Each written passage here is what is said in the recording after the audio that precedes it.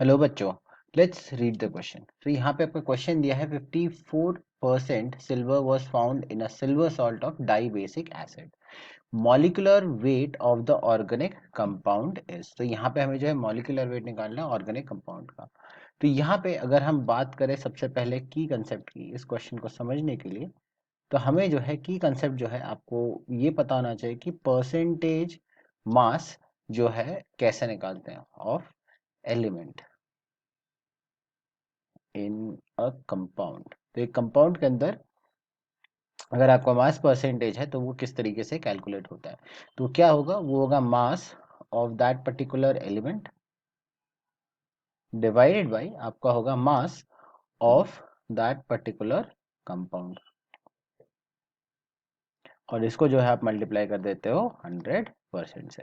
तो यहाँ पे इसकी पर्टिकुलर वैल्यू जो है आपके परसेंटेज सिल्वर की हमें ऑलरेडी गिवन है। इसका मतलब जो आपका मास है सिल्वर का डिवाइडेड बाय अगर हम देखें मास ऑफ द कंपाउंड, तो यहाँ पे कंपाउंड क्या होगा।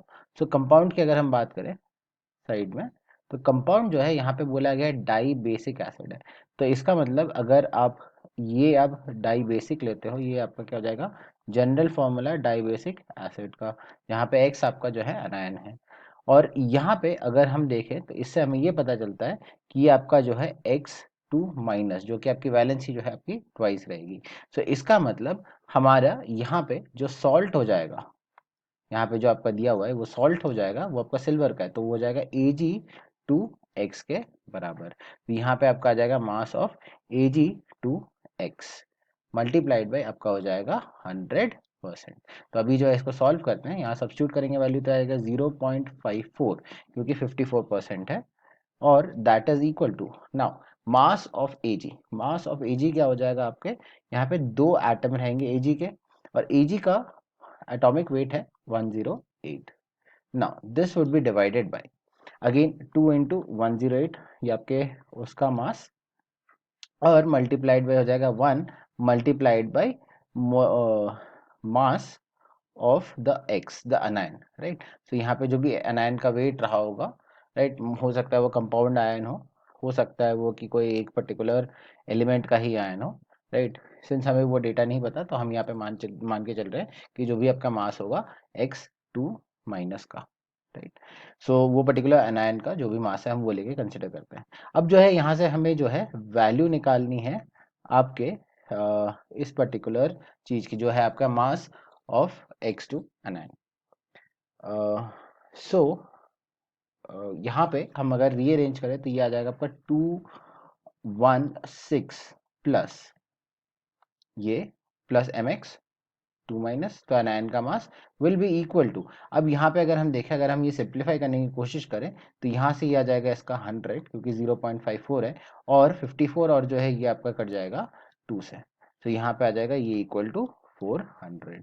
तो यहाँ से आप जो है एनायन का मास निकाल सकते हैं, तो वो आ जाएगा आपके 400 माइनस 216 के।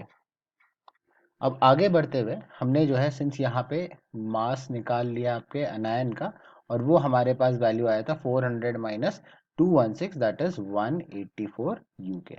बट क्वेश्चन में अगर हम देखें तो क्वेश्चन में पूछा गया है आपका molecular weight of the compound, जो कि आपका एसिड था, right. So of dibasic acid, तो वो क्या हो जाएगा, उसका फॉर्मूला क्या था आपका H2x, जो हमने अजम्पशन लिया था। सो यहाँ पे this would be equal to जो आपका हाइड्रोजन का वेट है, so that is 2 into 1 plus जो भी आपका मास है आपके x2 माइनस अनायन का। तो यहाँ पे अगर हम ऐड करें तो ये आ जाएगा 2 प्लस 184, और यहाँ से जो है हम कह सकते हैं कि आपका जो आंसर है molecular weight of organic compound, जो यहाँ पे ऑर्गेनिक कंपाउंड की तरह बोला गया है, तो ऑर्गेनिक कंपाउंड हम ले लेते हैं, तो ये हो जाएगा आपका 186 यू के बराबर। और अगर यहाँ पे हम ध्यान से देखें तो ये जो आपके गिवन है वो है आपके ऑप्शन डी में। सो वो यहाँ पे हमें जो है ऑप्शन डी जो है मार्क करना पड़ेगा। So I hope that you have understood the solution well. Best of luck.